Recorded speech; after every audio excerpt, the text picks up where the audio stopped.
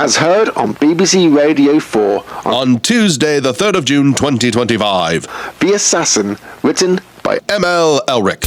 London, 1888.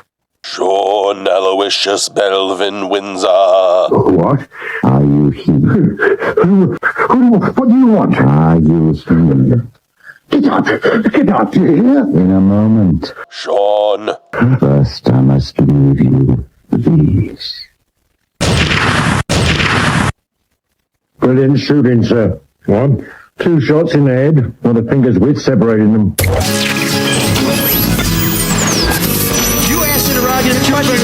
It's gone. What are you doing? What are you doing? Come on. That is not paid for by them. That is paid for by the people of Detroit. You aren't qualified, ML. I'm not qualified for this job. Let me tell you something. You want to go right now? Okay? You want to go right now, It's so great to be back with Shawn Aloysius Belvin Windsor and Marcus Aurelius Fellhauer and you good people. I got back off the road, got back on the road, got off the road, got on the road, and now I'm here in the basement. So Welcome back. So it's welcome back. Is my mic working? Yeah. Is it not? Do you not hear yourself? Yeah, not really. No, that's okay. I don't need to hear myself. By the way, who's Belvin? My stepfather? What's your middle name? That's what you told us. If it works out in the fall, Mark might be able to meet a couple of Belvin's relatives, his sons. I forgot about that, yeah. Really? What's well, I'm hoping to go to Oklahoma, but were they conceived in the back of the van? No. He's got 2 sons that live. One lives in Norman, the other one lives in Edmond. Both kind of, it's like Ann Arbor to Detroit on a smaller scale. And Mark wants to go. Michigan's playing down there for the first time. Night game. Fort Worth to Dallas, almost. Yeah, maybe. Yeah, suburbs. Maybe. Yeah, smaller scale of everything, of course, in Oklahoma. But anyway, Mark wants to go down to the game, the Oklahoma-Michigan game, and I'm going to be there for work, and he might be able to meet a couple of Belvins. Yeah. If I can swing it. Will the coach's suspension be lifted by then? No, he's suspended for games 3 and 4. Oh, right. Well, if the NCAA agrees. Well, yeah, and they kept Oklahoma out of it because that's where he went to school, which... Yeah. Oh yeah, so he's suffering from this punishment. So don't lose anything they care about. Well, basically, I mean, the punishment fits the crime. I mean, there's really no crime. That's what's ridiculous about it. What, cheating for 3 years? That's not what he was suspended for. Sharon Moore was suspended for deleting texts evidence. that was then recovered, and there was nothing in them. Oh, see, the thing is, when you rob a bank and they say, "Hey, we caught you," and you say, "I'll put the money back," you still robbed the bank. He's still obstructed. Nice analogy. Justice. They're so equal. I think there's more money in it. There's more money in an NCAA championship than there is in the local bank. What is it about college football, basketball a little bit less, but college football in particular? Nothing else takes kind, good-hearted, smart, reasonable people and has them defend to the death shenanigans. You know what I mean? I don't defend any of Michigan State shenanigans. I think that's the difference. But when you're with the leaders in the best, the greatest university in the universe, then you have to defend the indefensible. No, but that's part of the charm of college football, you right? You get more shots thrown at you because a lot of people don't understand the nuance or the ins and outs of everything and how minor some penalties are. But when you're on top, people want to take you down. So is that that's how you justify is by saying everybody else is stupid? What do you mean? A lot of people don't understand the nuance. I just don't think what he's being suspended for is that big a deal. Well, that's why he's being suspended, so he can't play East Carolina State and what's the Gaudelet University with the deaf kids. He's going to miss going to Nebraska. That's a big game. By the way, those of you who are not deaf, we really appreciate if you could support the show. If you are hearing impaired, we do provide a transcript, I think, every week through our God, I don't know how you transcribe service. The garbage that comes out of my mouth. Well, there's a lot of F-bombs, I'll tell you that. It's not fit for children. But we and speaking of children, I met Mallory McMorrow, the state senator who is running for U.S. Senate on Mackinac Island last week, and it's the first time I met her. She's very charming, as was. Did she know who you Haley were? Stevens, that's my question. And Joe Tate and a couple of Bill Huizenga, who may run as a Republican, and she said, my daughter found the Kwame Sutra the other day. I said, oh, that's supposed to be top shelf reading. She's like, yeah, she's 4. And I said, well, you should know better than to leave that where someone could. So she knew who you were. She did know who I was. That's a roundabout way of saying that. I think that's awesome. Did she call you ML or Mike? She just called me the or truth. Sir. Or does she address you They as just sir? call me the truth there. They say, here comes Yeah. the truth. Okay. And then they run. Okay. Yeah, I like that. That's why Sharon Moore, I didn't see him the whole time. He was hiding. But perhaps he suspended himself because I think the opening game was against the Mackinac High School junior varsity team. So Marcus, he didn't want. Mark's not having I fun. don't care. He's not feeling well, and now we're piling on about his team in school. Exactly. That's not fair. No, I'm sure they'll. Who does Michigan State have in the non-conference? Powerhouse Youngstown State. The Exactly. Penguins, they can sneak up on you. Exactly. They'll sneak up on you, man. Can we say a word about gutting it out just for Mark? And isn't that Bo Pelini? Is he still coaching Youngstown? Mark hasn't slept in days. He's stuffed up. He's not One feeling day, well. yeah. And here he is, It's all right. powering through. Well, like a lot of our audience, he finds this show to be a sleep aid. So he'll probably be dozing within the hour. So let's do our best to keep him from nodding off. We want to thank Luke Nowacki, who is our flagship sponsor and Pinnacle Wealth Strategies.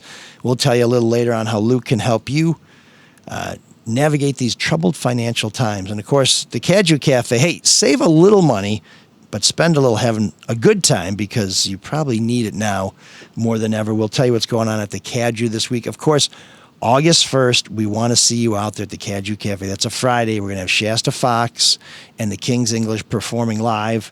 We're going to have some free swag for members of the Soulmates as well as a chance to hang out with us a little bit. And we'll also have some merchandise to sell and some VIP experiences for those of you who support the show.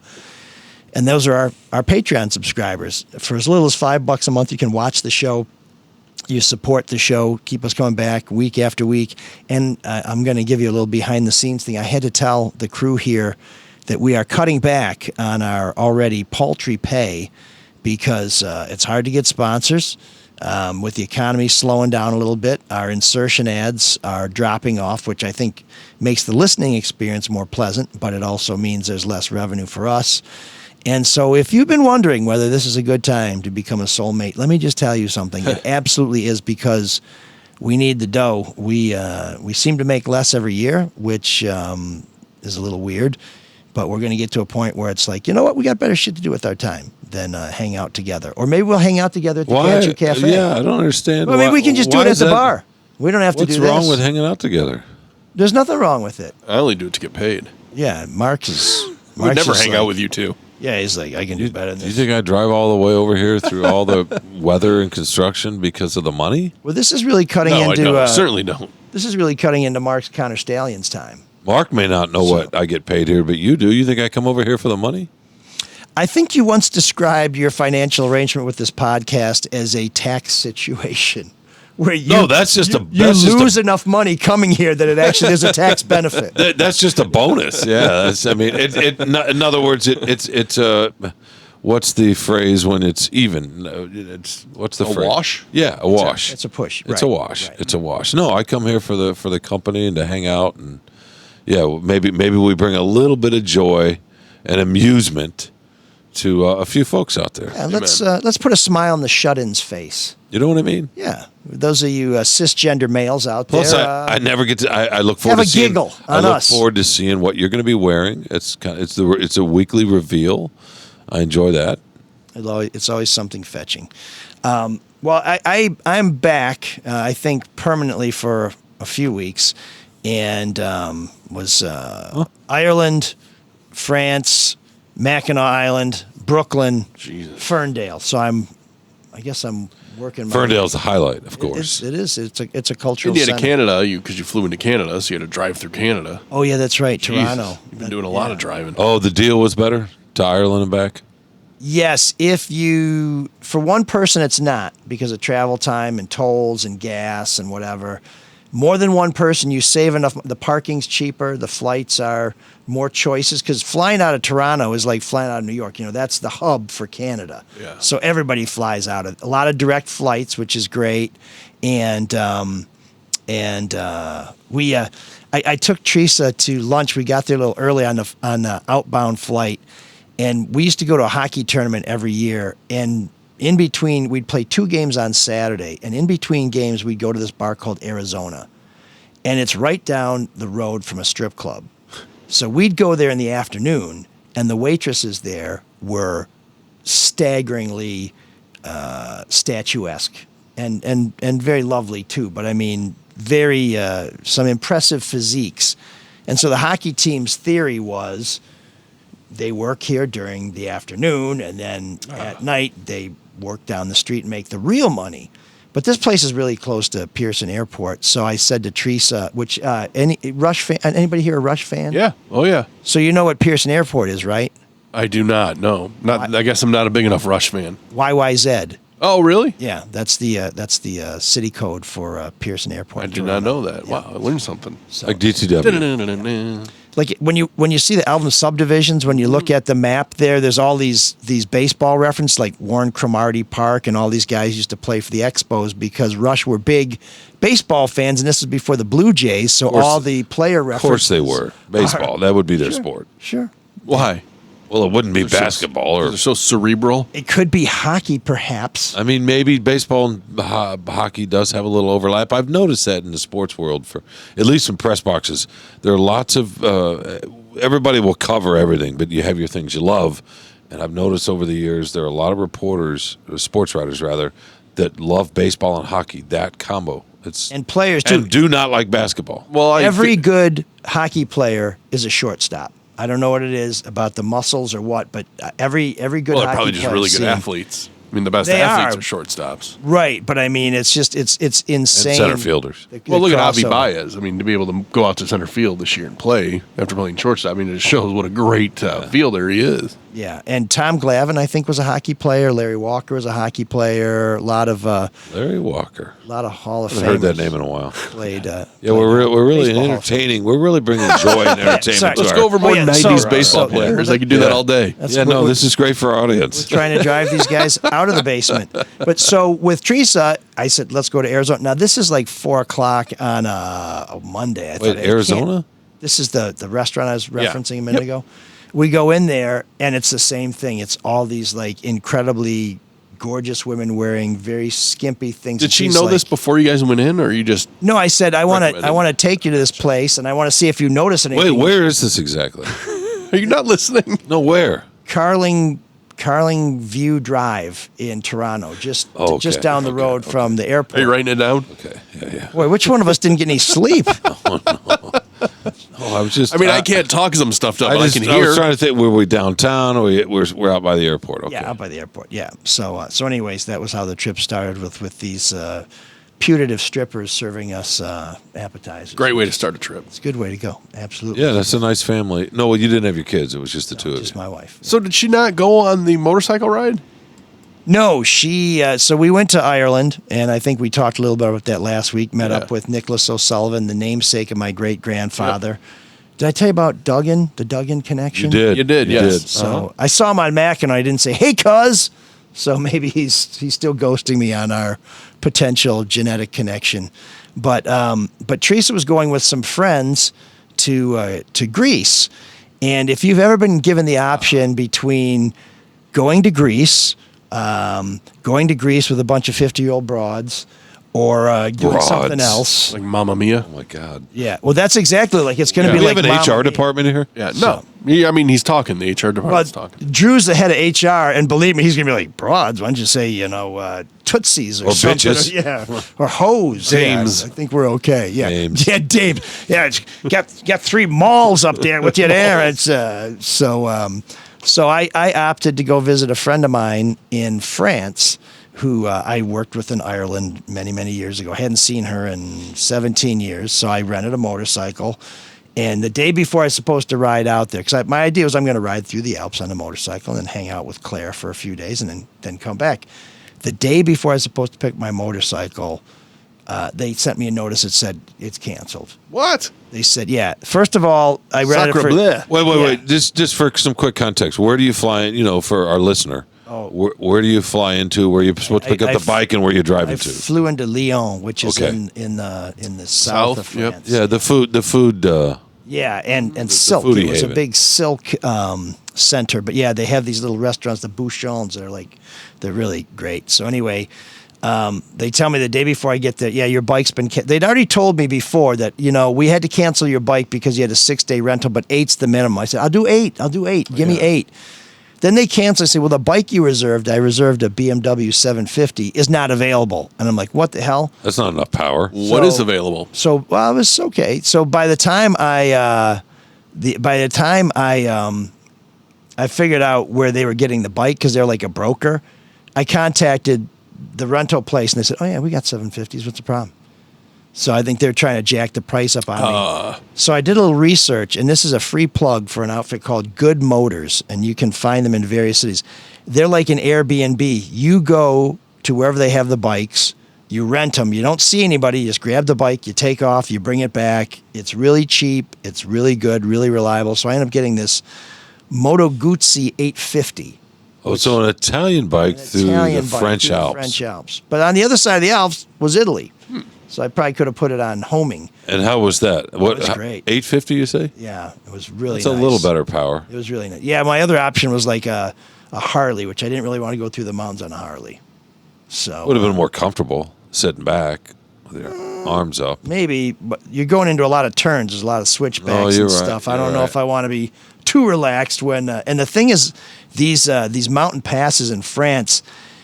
You know, when you go to these places, you realize a lot of these historic sites, they're not ADA compliant. So you're like, well, if you're having trouble getting around, you just kind of wave at the basilica.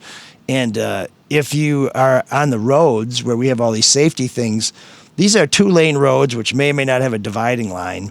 The barrier between you and like a 100-foot sheer drop off is maybe a cinder block or something, or maybe nothing. And so yeah, I definitely did not. And in France, you're on the outside. Well, I guess it depends on which you're direction. on the right side. Yeah, it's not like not like England or Ireland or Australia. So you fly to Lyon and then you're driving to where? How far a drive is that? Wherever you. She's in Giestra, so maybe 3.5 hours straight ride on the bike. Oh, okay. Yeah. Because in my head, I was thinking Mark was going on several days, Like a Tour de France. Yeah, exactly. but not riding a bike. Several days. No. Grueling 10 hours a day on the bike. Some of this ride was on the mountain portion of the Tour de France. And when you're on a motorcycle and you can hear that thing straining, can you imagine doing that with a pedal bike? No, it's insane. Yeah. And then you see people on bikes doing it and you're just like, sorry, pal. I've never been that That's what I was going to ask you. Were there a torturing lot of myself. people that were just riding bikes? No, Yeah. Really? Oh, yeah. Touring is big in Europe. But I've been backpacking on the road in Europe since 1991. And this was the first time I ever got pickpocketed. And you're like, okay, so you got jacked, big deal. I want to tell you how this happened, because I left this experience perversely grateful and with admiration for the people who victimized me, because I get off the flight in Lyon. Are you recognizing their game? Well, there was a certain a degree of humanity in it, I think, but it's probably just really more of a practical matter for them. Listen to you. This is interesting. I am sympathetic only for people who are scroungier than me, but I'm getting my ticket to go into the city. They have like a suburban rail, and this somewhat petite, attractive woman sees me. I've got this big backpack on. I'm wearing a Michigan Agricultural College T-shirt on. So clearly, that's good. I'm a tourist. Good choice to wear that. Yeah, by the way. See, the thing is, Shawn, when you're traveling, you don't have a choice to put it in your utility belt. You got to carry a backpack. No, I'm not talking about the backpack. I'm talking about the shirt. Oh, yeah. Just wear a regular fucking white T-shirt or a gray T-shirt. So if you think I had someone said "Je t'aime Paris" on the front, they wouldn't have known I was an American. No, just a plain something a little stylish, so you don't look so American. And you have stylish clothes. I like to represent. So I'm going to buy the ticket, and she immediately starts talking to me in English. Now, I speak French, but she immediately starts talking to me in English about how to buy the ticket. I'm like, okay. And I'm using my phone for the touchless contact. She's like, that doesn't work. You need to use your credit card. I'm like, okay. So I peek at that wallet. I dip my credit card in, and then she says, and you've got to use your PIN number. Now, she's talking fast, and I'm kind of a little tired because I'd been out late the night before in Dublin. And I'm like, okay, she seems nice and helpful. I want to use my French, but that's fine, whatever. And I'm like, I don't think this takes a PIN code, but what the hell? I'm in France, so I type in the PIN code, and then ticket spits out, so I put my card back in my wallet, put it back in. I wear carpenter pants, so normally I wear something around my neck and I keep it close to my body. But these carpenter pants are pretty tight to your body, so I tuck my wallet back in. Then we go. Then we both should have learned something about each other right away. We go to walk through the turnstile, and I see a euro penny on the ground, and I pick it up. And that's when she should have said, "This guy ain't worth ripping off." He's too cheap. Yeah, and then when she wanted to go through the turnstile, her card wouldn't work, and so she just followed right behind me, and that's when I'm like, well, she just jumped the turnstile, but she helped me and whatever. So then the destination is this stop called Parash, and I see there's stairs to Parash. I'm like, I'm going this way. She said, no, take the elevator over here. So there's this very small little elevator, and we walk over to the elevator. As we're walking over there, two very diminutive women who look like they may have been a little special needs get in with us. And then as we're in there, she's like, well, we're going to go down. And she's like, oh, but you need to reach up. And if you're a soulmate, you can actually watch me do this. Reach up with your pass and swipe here. And so I do, because the elevator won't go down. Once I swipe there, the elevator goes down. That's when they made their move. Okay. Well, hold on. So we get to the bottom. The door doesn't open on the elevator. She's like, door must not be working. Let's go back up. Swipe again. And I do, and the elevator goes up, and the door opens. She goes like, well, I guess you just have to take the stairs. I'm like, okay, merci, à bientôt. And I walk down the stairs. About 5 minutes later, while I'm on the train, I get an alert from Citi that says, wow. Do you recognize these charges? This is fraud alert at Citibank. We want to know if you recognize these charges. I'm like, oh, shit, what's that? And it's like, okay. I've had my identity stolen a couple times over the last year, so I'm like, okay, this is a pain in the ass, but no big deal. Then I get an alert I do find that the credit card companies are they're pretty great at They're very good. finding fraud and correcting fraud and making it very easy to deal with. They are very good. Because I've had my car skimmed on 8 Mile at a gas station, and well, that's why I didn't want to dip the card. That's why I was using the phone, the contactless. Yeah. So then I get a ping from American Express. It says, "Hey, contact us. This is the fraud department." I'm most of my credit cards are on my Apple Wallet now. Now I'm getting alert from Citi, and I'm getting an alert from American Express. I'm like, have I been hacked again? And then I thought, well, wait a minute. I only have 2 credit cards with me. And it's those two. It's those 2. So I reach into my wallet. I pull my wallet out. My wallet's there. Oh, wow. My cash is there. My driver's license is there. And on my other pocket, I have another deep pocket on these carpenter pants. My passport and my phone are there, but the 2 credit cards are gone. So when I reached up, I think these tiny little women reached into my pocket, pulled the 2 credit cards, and then when she had me reach up again, they must have been having trouble getting their hand in my pocket, so they stuck it back in again. And I called immediately. In a way, that's kind of brilliant by them to not take the whole wallet, because if you would have noticed on the elevator, you would have been like, what of you assholes has my wallet? Exactly. I got on here with it. But if a credit card's, if you're not going to go through your wallet to see if a credit card's there, and even if it wasn't, you'd be like, oh, did I leave it somewhere? Exactly. So they did everything they could. Does he have a credit card? Where does he keep it? What's his PIN number? And I'm sure one of these little shrimps was eyeballing it from the other side. And so, I'm kind of red-assed, and I'm thinking, I'm going to get back on there, and because I'm sure they're working the depot. Although they ran out and made some quick charges, I'm like, I'm going to go back. I'm going to snatch this bitch up. And I thought, wait a minute. When I do that, her cousin, her brother, who else is in the gang is going to be there. And I'm like, okay, I don't really need to get stomped here. But then I started thinking about it. I was like,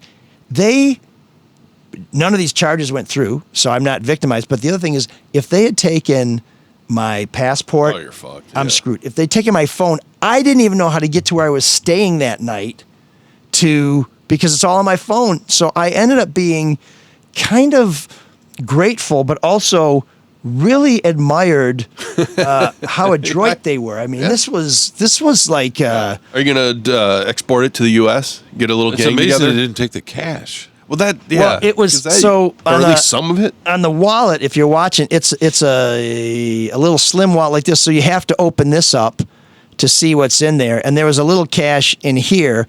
So you really had to fish in there. And I think with them, like, beep, beep. This is in a 30-second elevator. They pull them back out and they tuck it in.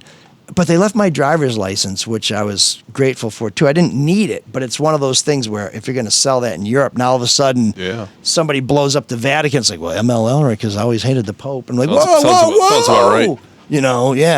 No, the Pope actually was ordained at St. Clair, where I was. I go to church every once in a while. Oh, really? Yeah, and he used to live in New Lenox, Illinois, where I worked for the Daily Wow, Southtown. peas in a pod. You've been Leo. Yeah, of course. The L stands for Leo. Having lived in Peru for so long, we used to hang out all the time. But Yeah. So what did you do then? Because knowing you, I feel like you would have filed a report or whatever. Did you just say, "C'est la vie"? Let's just move on. Yeah, it was Sunday night. And I'm like, it's in the suburbs too. So now I got to find the prefecture de police or whatever. But I canceled the cards, right? I mean, yeah. Well, I they mean, probably right did, away. yeah. But then you I don't was- have the card, or could they replace the digital one that you have on your phone? Still works on your phone, even does? after they've dipped your cards. You can still do touchless. Really? Yeah. So I was able to continue to. Well, then everybody's a winner. Why don't you just wait? That's amazing. Wait a second. So they can cancel your plastic, and your phone will still work even though it's still the same number? Yes, and there's things you can do Wow. with Apple That's- Pay too, where it assigns a random number for your card for every Yeah, like transaction. a token. Yeah. Right, so that if somebody does get your digits, they get something that's already. So basically, what you should do is go back over there and then use your credit cards and just wildly rack up a bunch of money really quick and hope fraud catches it. Well, And American then- Express did catch it, but then I just looked yesterday and all these charges showed up, and I called them and said, "Hey, pal, Yeah. you're the one who told me my card was stolen, so take these off my credit card." But I mean, if your card still works on your phone, then just rack up charges. I'm like, that's not me. I got pickpocketed. What was the total amount that they spent? well, I roughly? thought it was €300, which would be about $335 cash advance on the Always American cash. With the- Express. with the PIN that they ask you to put in. Well, there's no pin on there as far as I know, so so I'm not sure how it worked, but and of course, I'm like every jerk in the world. The pin's the same for every one of my cards. I just can't remember that shit. 69.69? No. So wait a second. So they did get the cash. No. I didn't think they did, but then I noticed the other day I had a foreign transaction fee on my Amex. I'm like, I don't use it over there because of the foreign transaction fee, and it looks like they got two €300 cash advances that American Express caught, but apparently didn't caught, and maybe they're reversing. I'm not sure what's going on, but I called them on that. And then with the So city it sounds card, like they got some cash. they may have. I don't know. Well, no, we want good for them. I'm glad they got a little cash. What? They Why? earned it. No, because Mike is admiring them a little bit, and they didn't fuck him really. But did you see what I was saying? What if you just got the cash advance and then say that you were pickpocketed, and then you win twice over? Everything's Right. fine. So on the city card, Except there's cameras. Actual where you fraud. Get the, where you on get the city Sure. card, they made It'd be a 3 pretty quick easy purchases. investigation. Well, if they're So- going to investigate it over a couple €100. Well, so you think the camera thing. Now, when I had my identity stolen back in 2022, and it turns out it was like a 300-pound black guy that they thought was me. My bank, when I Pretty said, similar. yeah, with my bank, I'm like, I want to prosecute to the fullest extent of the law. Please cooperate with the police. They're like, and I said, you guys have cameras at the teller booths, right? And they're like, yeah. And I said, well, you'll share that, won't you? And they said, no, not without a subpoena. I said, Really? wait a minute. At the end of the day, and this was like $10,000 in bad checks. I remember that, yeah. Yeah. The bank is going to be out the $10,000 in bad checks. And if the police, by some chance happen to catch this guy, the bank's not going to help prosecute. I don't understand that. So yeah, so Mark's right. If you want to game this, go get yourself some fast cash. Don't worry about being on camera, because if the banks in France are as scroungy as the banks over here, they just won't give a shit. They'll just want to walk away. Plus, what's $300 or €300 to American Express? Actually, I think it's pronounced 300 Well, euro. I mean, No S. But if But it's- who am I? Just but if it's Joe thousands and Continental. thousands of asshole people for pointing that out. Yeah, exactly. Yeah, but- well, I have been to Europe, Mark. I don't know if you noticed that. Have I told you that before? what if it's thousands of people doing that at $300 a pop all over the world? Scams. Well, that tells you how much money banks make on your Right. charges, Yeah. on your 20% a month, because Yeah. they get dinged all the time, and they still have skyscrapers in Manhattan. Yeah. So this is a train station, but it's not at the airport, or it's the train station at the airport. It's the train station, because the train station in the suburbs, and so. And the other thing is, there's a lot of French feel like there's a lot of crimes being committed by Algerians and Moroccans who are former French, colonies, who now come over there, and you've probably read about France has banned hijabs, and they're trying to get these foreigners to assimilate. The suburbs in the inner city in America, we tend to have the new residents. In France, it's the opposite. They're in the suburbs. This woman was very Anglo-looking, and the two sort of misshapen trolls who dipped into my pocket, they looked a little like they weren't from here. But everything about this, she was wearing a white collared shirt under a tan sweater. She looked like she may have just come from church or was on her way to work or school or something.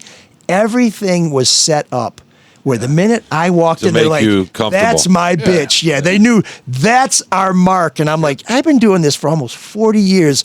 I walked out, I had no idea, man. Wow. No idea. It was. I tipped my cap to them, but only because they didn't steal my pants.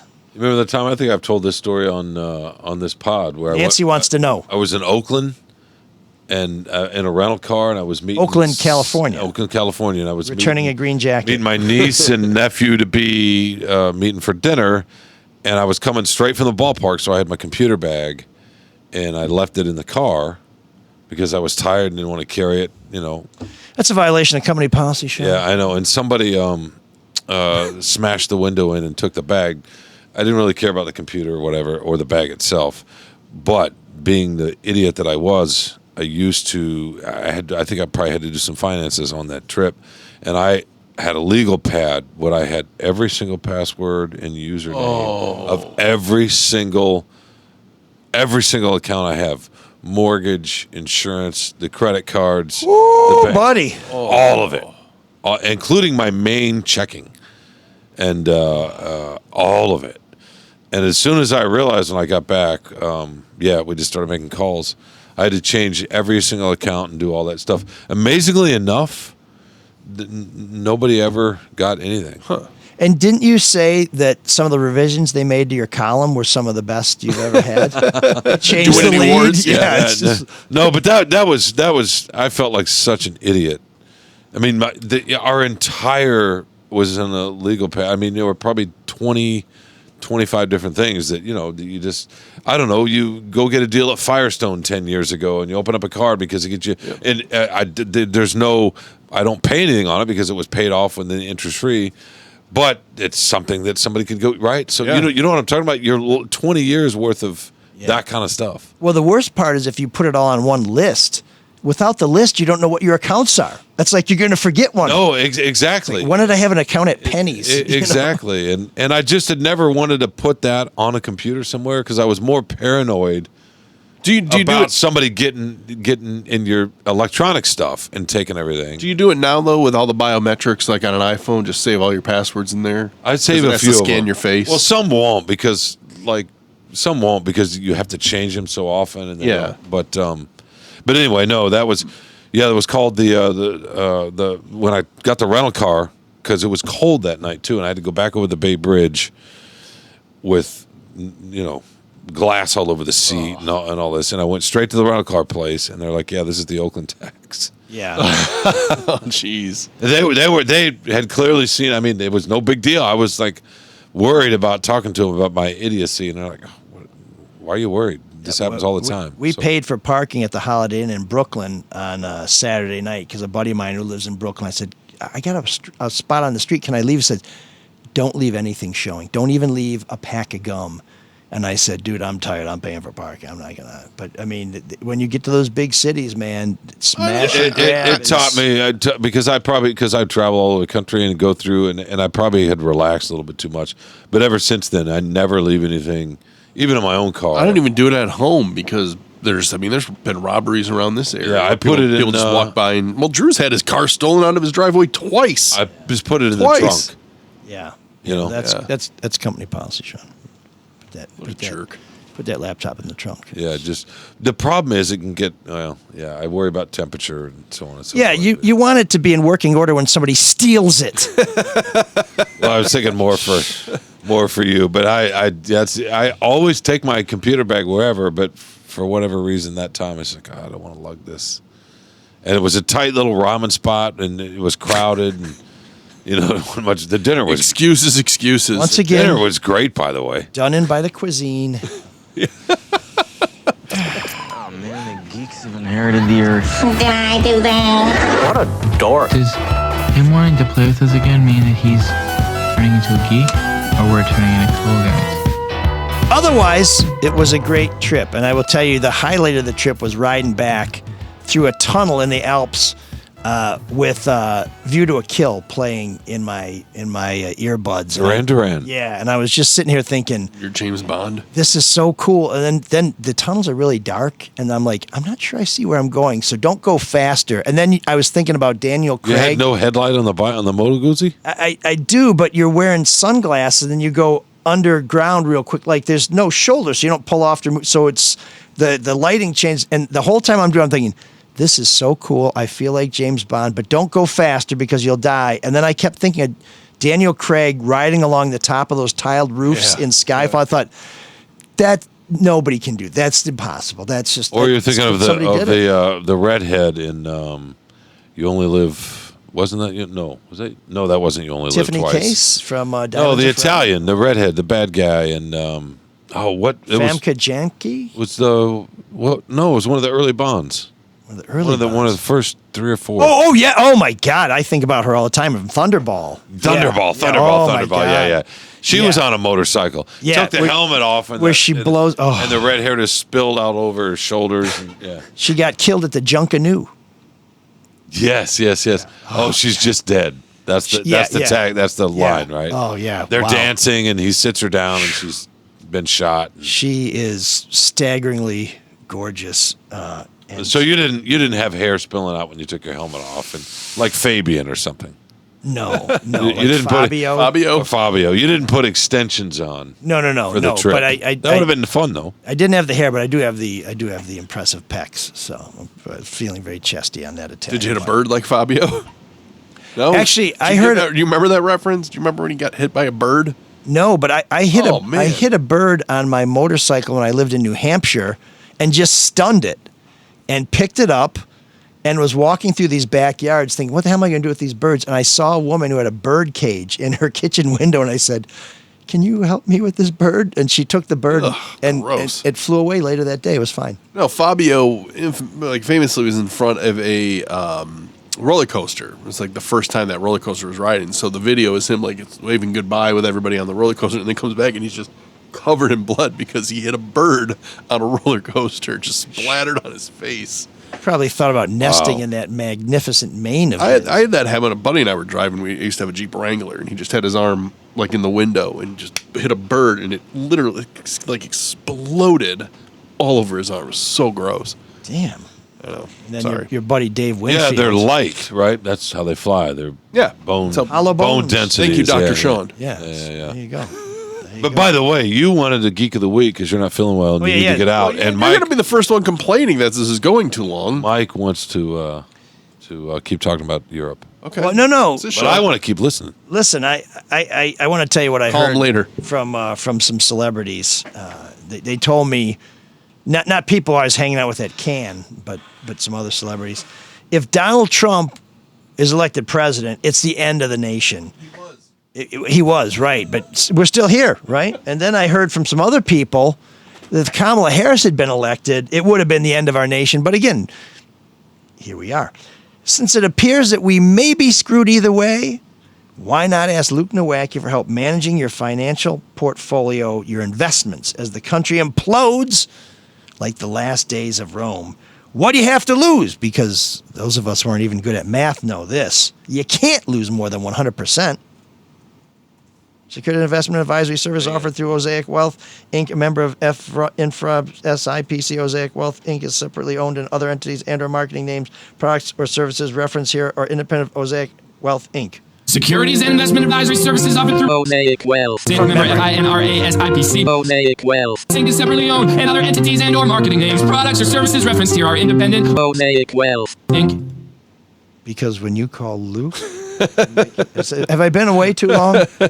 Listen, Well, in fairness, I was not ready for it either, so well, it's been I'll take some blame for it. it's been a while, but give Luke a call at 248-663-4748 because when you call Luke, he'll make it all about you, sweetheart. Securities and I'm not going to do it again. Yeah. So you know to call Luke. He's a guy, and he keeps us coming back week after week. I'm about to open a couple Roth IRAs. With Hey, him. So money bags. So yeah, no, well, Good for you. yeah, for the girls. So So anyway, I already made my my desperate plea for dough, so we'll move right on to Geek of the Week. Anybody remember Chief Ken Hotate from Parks and Rec? I do. Yeah. Yeah. That show had so many great minor characters. Oh, he's terrific, and you know. I mean, my favorite minor characters are still Crazy Ira and the Douche, the radio show. Oh yeah, yeah. I happen to be a fan of Brandy Max. Yeah. So of course. And Jonathan Schwartzman's on there too with the independent video store. Oh yeah! Wow. That he. You don't need to. I'm trying to get off camera. You don't need to follow me around with your camera. No, I have. It's my favorite game on a Tuesday. Is putting Shawn in frame. It's digital. I mean, listen, I It's like applaud Where's your Waldo? professionalism and the job that you do. It's amazing. But sometimes I just want to get out of the picture. You know. Well, so I know Look that at me. Shawn is very shy, but Chief Ken Hotate knows a few things too. In 3, There are two things 1. I know about white people. They love Matchbox 20, and they are terrified of curses. So that's Jonathan Joss, who also played Jonathan Redcorn. He's the voice love of Jonathan Matchbox Redcorn. 20. Yeah.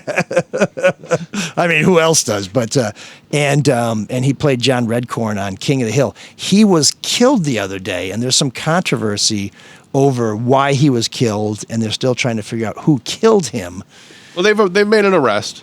Oh, did they make an arrest? They arrested a neighbor. Now, I was kind of surprised that, I don't know why I was surprised that Jonathan Joss was married to a guy, that he's gay. I don't know why. It just surprised me. But his husband was out there on Facebook saying that this is a hate crime and, you know, he's homophobic. The police came out pretty quick and said this isn't a hate crime. This is a neighborhood, a neighbor dispute. Yeah. Yeah. Apparently there's been bad blood, and that's not some sort of Native American joke, for 2 years with this guy. And, and sad, man. That's very sad. He's so good on that show that I look him up on IMDb, and he's not in that many things other than King of the Hill. Like, all those minor characters are so funny, and it's a shame that we're not going to have more of Jonathan Joss. So whoever it is who killed him, you're a horrible felon and should probably face the death penalty. But as of right now, all we can say is that you're. Here's what happened. In case you're interested, are you interested in what exactly happened? Oh, you're feeling better now. Yeah. Okay. No, I still can't breathe. So his home had burnt down in February, and he returned to collect a fire victims check. And there he found. They mailed it to him at the burned down home? I guess, or they were handing him out. I don't know. That's really odd. But he found, I think, his pet skeleton, and so that kind of like really upset him and started just sending him into a rage, and he started yelling at everybody around him. And then the guy, the murderer, I think is Seja, Ceja. Oh, yeah, who has the mask? Yes. No, that's SZA, I think. No, he was wearing, anyway. So he drove over and shot the guy and then just left. And just left him to die, which is just a weird, fucked up story. But yeah, they've come to find out that these guys fought a lot.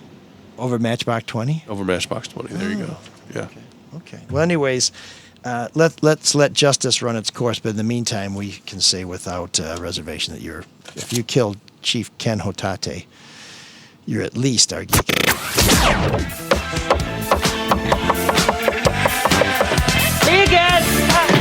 There's an all-night party in room 7609.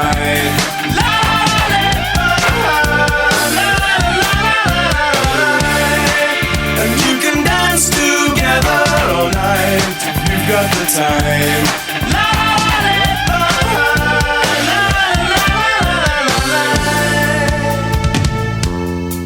Room 7609 is where we love it when you send us a song, but more importantly, a story. And this is sponsored by the Caju Cafe, a great time a great place for great times on the east side. Wednesday nights, Detroit's longest running karaoke night, goes from 8 p.m. till midnight, and it's totally free. Thursday, the Bill Meyer Group's Open Jazz Jam Session, which is Detroit's longest running jam session, is from 8 to 11, and it's free. On Friday, Eastside Still Alive performs from 7 to 11. That's $10. Saturday, Huckleberry Groove, 7 to 11. That's $10. Sunday, the Leftovers Sextet. Sounds spicy. From 3 to 6:30 p.m. Monday, it's the Monday Night Blues Jam with Eric Goebel. Mussel Madness, all you can eat mussels. They're not free, but they're delicious. The Blues Jam is free. And of course, every night it's a good time for feather bowling, for fun, for drinking.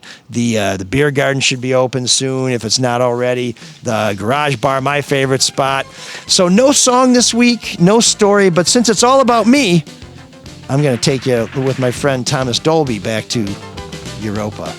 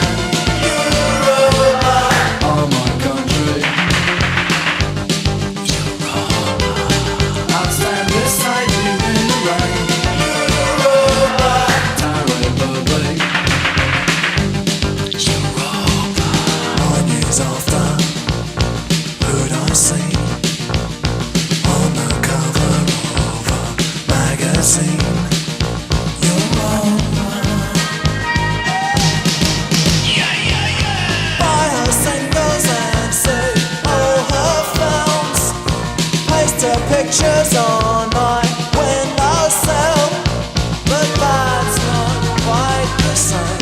It isn't, is it?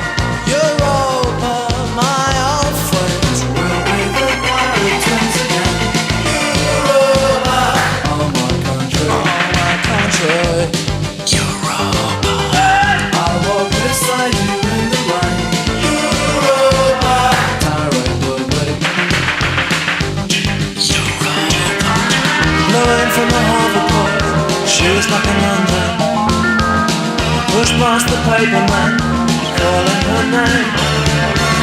She smiled for the camels, some bodyguard grabbed me. Her eyes were gone forever as they drove her away. We'll be the pirates again. Europa, oh my country. I walk beside you in the rain. Europa,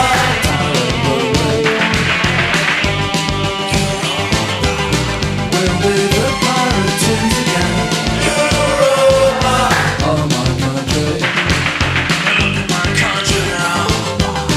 I'll stand beside you in the rain. Europa, terribly.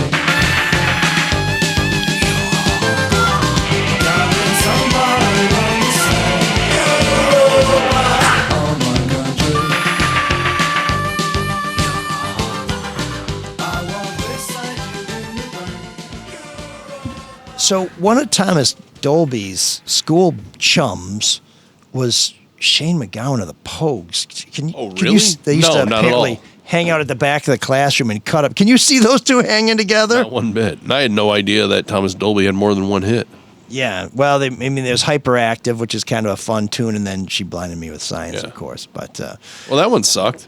well, that's it's Europa. Did you like baby. it? I didn't like it. I thought it sucked. No, we don't need that. I like it. The other thing about him I would is have rather heard more stories from Europe than that. well, he's hardcore green guy. Like he's had an electric car since '93. He only rides a bike in public Ahead of the transportation. He curve. tries to avoid flying. He's like, this is all I can do to reduce my carbon He footprints. takes the ships. He used to stow away on the cargo ships. Yeah, I'm not sure there's that much demand over here for Thomas Dolby, so I'm not sure he may No, but not if he just be. wants to travel, if he wants to go Yeah. see the world, I guess he doesn't. That's okay. I don't either. Yeah, well, maybe he has one of those things where you pedal it and it has a little blade that spins over the top, and he just sort of carb loads and then tries to make it to America. Speaking of Room 7609, Drew and I were just talking about a new headline in the Free Press that just popped up. Yeah. With IndyCar driver Pato O'Ward, and this is the headline: Rip's new Detroit Grand Prix. I hate this place. It sucks. Oh, wow. You don't. What do you hate about we it? used to see those headlines a lot about so this city, and we don't so much anymore. But then you get into the story and you read the story. Actually, he loved racing at Belle Isle and just doesn't like the road conditions. Yeah, the roads are terrible, and they're terrible. So he's not really cranking on Detroit so much as just the track itself through downtown. Is that a little? So Drew's like, God, that's kind of clickbaity. I'm like, what? Yeah, it's all right. I'm not sure I love that, Michael. Yeah, but I mean, it's his quote. I hate this place. It sucks. It does. It's a quote. I know, but there's no context. You got to read the story. What's wrong with that? I guess that's the point. But yeah, I don't know. I mean, I always heard drivers hated Belle Isle because there was no place to pass because it's just turn after turn after turn. And for those of us who love Belle Isle, we hate the fact that Belle Isle got paved and it's covered with concrete, even though the race is gone because they had to have the race paddocks there and places for the grandstands and everything. Yeah, no, that wasn't. But it just got me thinking. You used to see headlines about this city like this all the time, and you don't so much anymore. So when you see one now, like, oh, okay. No, because I think people expect it to be worse than what it is. But I really believe that. It's changed so much in the last 10 years, downtown in particular, right? Obviously. I mean, the neighborhoods have a lot. They have a long way to go. Long way to go. The bar was pretty low, too, about, you replace lights and add speed bumps. No, people go down like, wow, it's light down here. I know. It's amazing what and that roads does. get, plowed in the winter. Well, I was talking to somebody a couple months ago who was telling me, I said, oh, you live here? And I said, yeah, I live downtown. It's okay. And then this dude's maybe 40s, maybe 50 at most. I said, boy, if Detroit was like this when I got out of college, I would have lived here. I can't believe how nice it is. And I said, well, downtown is very nice. It's probably nicer than it's ever been in our lifetimes. But I said, but the neighborhoods, all the neighborhoods where they knocked down these tens of thousands of houses, when I graduated from high school and when I was in college, those neighborhoods were full. Beautiful brick Tudor homes, all kinds of there were no vacant lots. Everything was full. And now those neighborhoods are just pockmarked where now they're with empty lots because the demolitions happened, which needed to happen. But, while we're all still swooning over downtown, the neighborhoods, we're missing 400,000 people or more, and the homes that they lived in were full and were beautiful. And now the best we can say is at least now there's grass growing there. Well, what's interesting though, it's nuanced to maybe not nuanced, but it's complicated, right? Well, so downtown didn't have as much going on. The population actually grew for the first time in how long? Well, that's what Mike Duggan says, yeah. And the census. The census says that too. And if you go like Brush Park, I remember when I first started working at the Free Press, Brush Park was some nice mansions and then emptiness, and now it's packed. That's just one tiny little neighborhood right next to downtown. Yes. Corktown feels like there are a lot more people, and there are a lot more. Absolutely. Southwest Detroit in general feels much more alive, and there are businesses all over. So there are some neighborhoods. Is Boston Edison what it was? Is that what you're talking about? Places like that? No. I'm talking English about Village. I'm talking about neighborhoods like Yorkshire Woods, which is just on the other side of 94. If you're going east. There's a bunch of empty lots there. Well, those were beautiful brick little Tudor homes. If you think about everything that's going on Woodward Avenue, it's fantastic. The way up to the old GM headquarters, right? The news center. Right, but back then, East Warren Avenue, every storefront was full. It's not now. So, the notion that Detroit is better than it ever has been, downtown, it's better than it has been since probably the 60s. Which is where most people go. The 50s, probably, right? Really. Stadium. Because that's probably since Hudson's closed. Yeah, and at Mackinac, Duggan. It's also only better for white people because back in the heyday. That's an issue. Back in the heyday, if you were black and you were working at Hudson's, you're probably pushing a broom or running an elevator. Well, I saw the story in the Free Press where Duggan was talking about when Clinton came here in '91. He wanted to. That was a great story. Yeah, he wanted to press the flesh, and he's like, what's your main street? And Duggan's like, Woodward, but you don't want to go out there. He's like, you've never seen me in action. He's governor of Arkansas this time, running for president. Yeah. And so they're like, all right, if you really want to go. And he's like, yeah, I do. So they went in front of the Hudson's building, the old Hudson's building. And he's like, where are all the people? Because there's nobody downtown. And those that were just walked by and they could not give a shit less. So it helps him to say. And what did Duggan say? He said they treated Clinton like he was a homeless guy. Yeah. Because I was the only people back there. But I got to say, there's something bad about the imagery of Duggan taking the stand with Dan Gilbert. Well, I mean, it just here's- is bad optics, I mean, man. the Cass Corridor, I remember. Here's the other reason Right. why. Well, yeah, now it's Midtown. Midtown, yeah, Here's they the other reason renamed why it, rebranded. why Clinton might have wanted to hang it on Woodward back in 1991. A lot of hoes, A lot of- yeah, a lot of prostitutes. curb crawlers, and I think there's still a lot of skin flick theaters there. But My mother took a job in Plymouth in 1987, and I was living in Texas. I was living in Austin. She was living in Fort Worth, and came up to and Belvin were they weren't divorcing, but they were just decided to live in separate parts of the country. Anyway, I flew up with her because it was a tough time for her to kind of look for an apartment, and she decided she wanted to live in Ann Arbor. It was a quick commute, relatively quick. I wanted to go see Detroit. Never seen Detroit. So this is 1987, and I wanted to see. I always loved, especially when I was young and being a sports guy, I loved seeing stadiums. I loved just getting a feel for the place. So I went downtown expecting to see the Silverdome. I hadn't, for whatever reason, realized that it was in Pontiac. And I'm driving around. I did see Tiger Stadium and Joe Louis and so forth. But I was amazed. I'd never, at that point, this is 1987, and I'd been in a fair amount of places. I'd never seen a city with no people. Yeah. It was unsettling. I was like, what is this? I had no idea. you felt like Charlton Heston in the Omega Man. I didn't know a lot about Detroit. I mean, you know, cars, whatever. But at that point, I mean, I didn't know. I didn't have assumptions about it. You don't know about 1967, 68. I knew about that some, some, but I didn't really try to make assumptions one way or the other. But I'd never seen a downtown area, and then I took Woodward all the way up to the Silverdome. I was determined to go see it, and That's a long drive. What is this? Well, it's a very transformational drive too. I mean, but in the 80s. Well, Yeah. and then you wouldn't have gone through Ferndale and Royal Oak thriving. It would have just been like sleepy ass suburbs with nothing going. Exactly. on. Yeah. Exactly. Maybe Royal Oak a little bit, but not Woodward. No, so yeah, much. there were, because when I first in the late 80s, Royal Oak had a lot Dave's of people, Comics and a lot of Collectibles people and a in couple chains record and leather, stores. and, you know what Noir I mean? leather. Yeah. Right. There was a Gosling little bit. Alley, always good. Yeah, you now go- it's the you- world's largest food court. If you wanted to see the meat puppets, you'd come to Royal Oak or whatever. I don't know. Yeah. Right. I mean, there was a couple places downtown that had hip, cool indie music acts, and that was, maybe there was a theater down there. I'm trying to remember. I mean, there was the Fox Theater. The Renaissance had a theater, actually. Oh yeah. They had that's where I saw Scarface back in 1982 or something. But Do you remember when that theater closed in Detroit for a while? Didn't have a first-run movie theater. I mean, we did a story on that. Wait, is there a theater?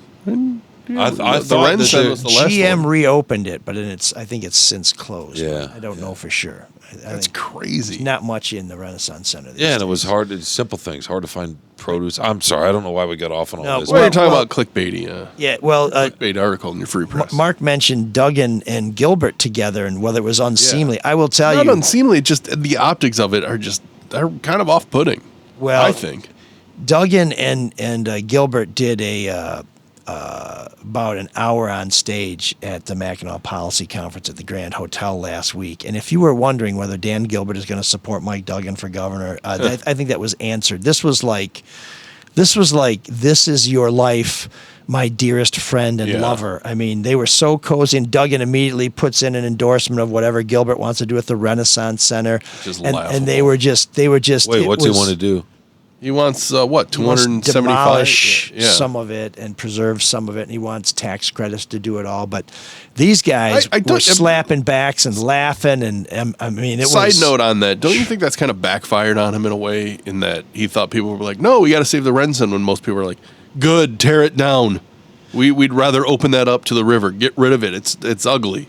Yeah, the nicer downtown becomes, the prettier. Yeah, you want. But I think I think Gilbert miscalculated that and thought that people would want to save the Renson and give them $275 million at least. I don't know. I mean, to me, it's all relative. At least he builds what he says. You go look at the land around Little Caesars Arena.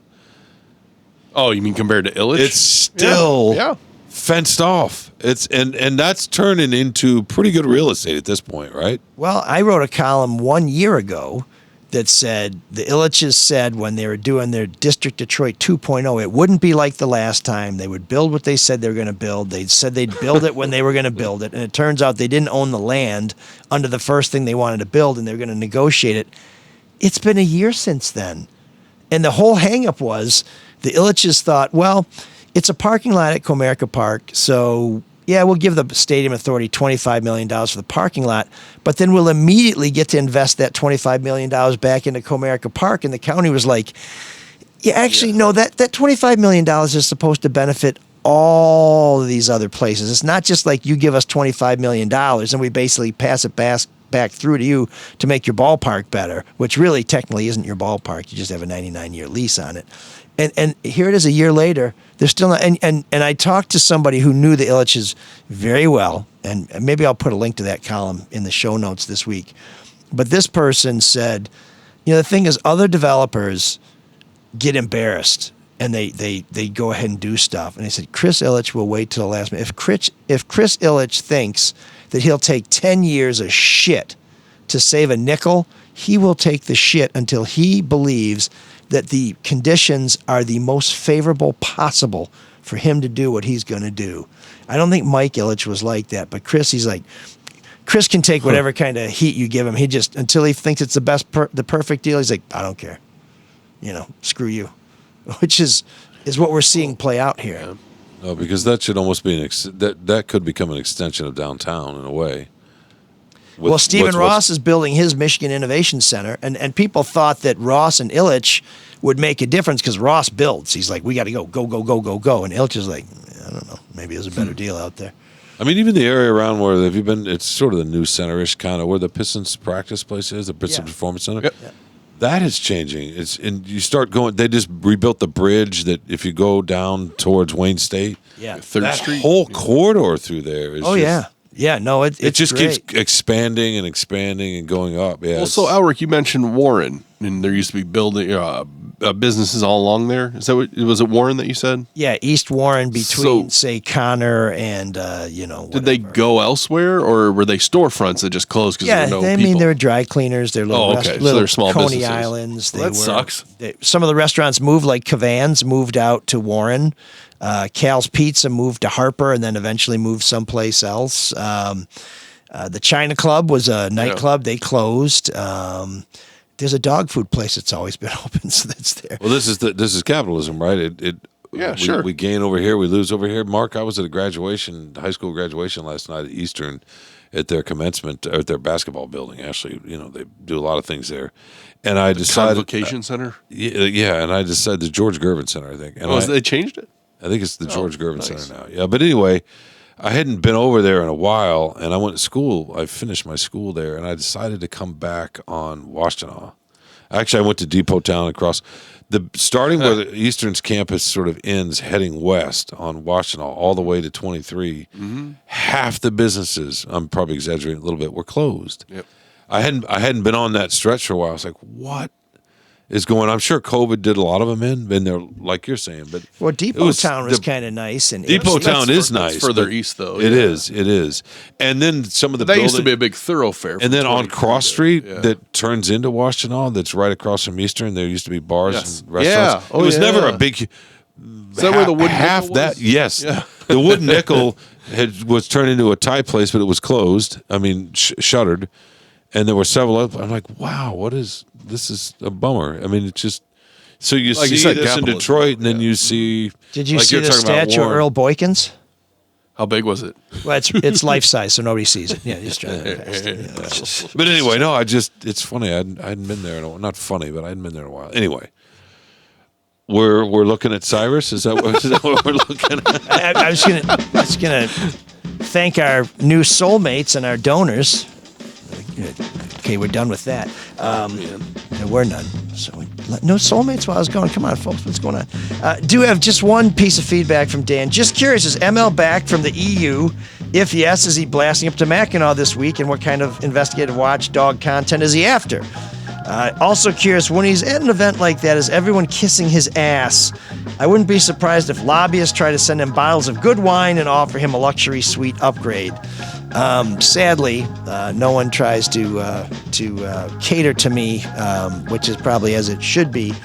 But when we went up there, we did see lots of people hustling. There's a Senate race where candidates were working the room.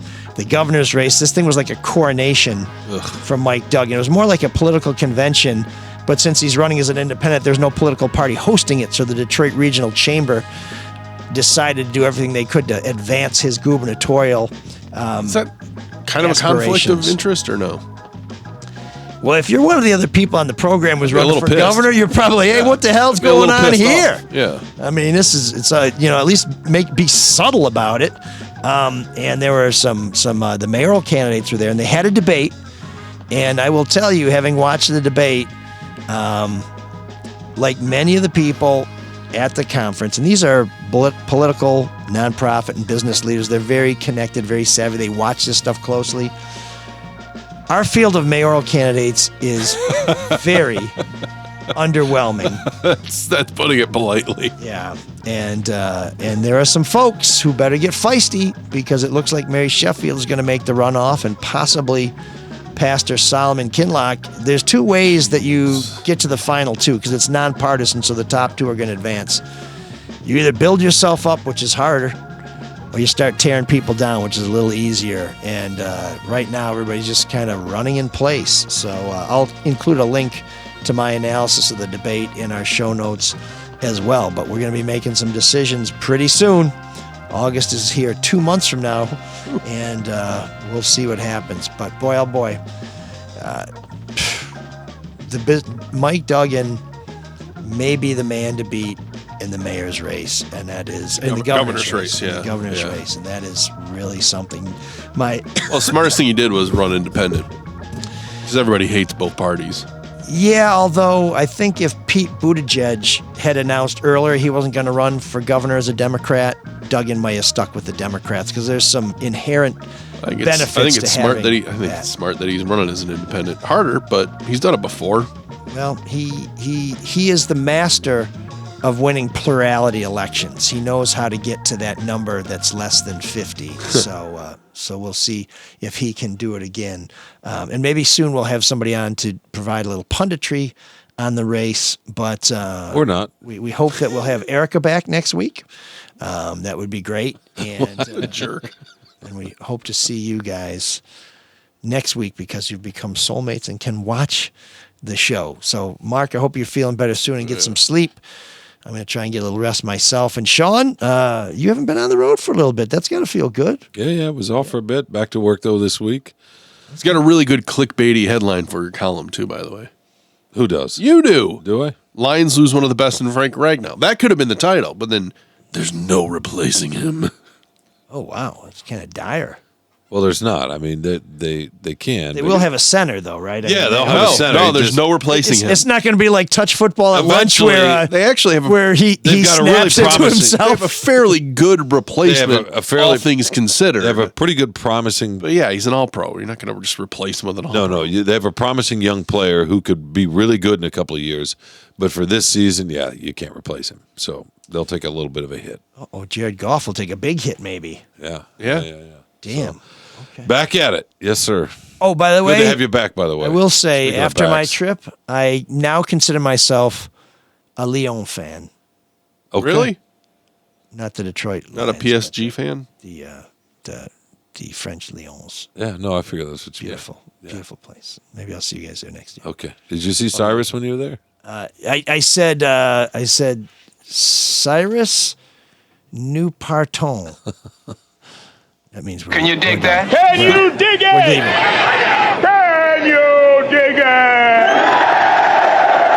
The Soul of Detroit starred William Edel as Inspector Maitland, John Hollis as Sergeant Bound, Jeffrey Matthews as Richard Mace, Leonard Fenton as Roundtree, John Brunning as Assistant Commissioner, Alan Dudley as Albert Huggett, Diana Bishop as Rosie, Carol Boyd as Rosie's friend, Julian Fox as Perkins, Fraser Kerr as Jeremiah Scrim, and M.L. Elrick as the landlady.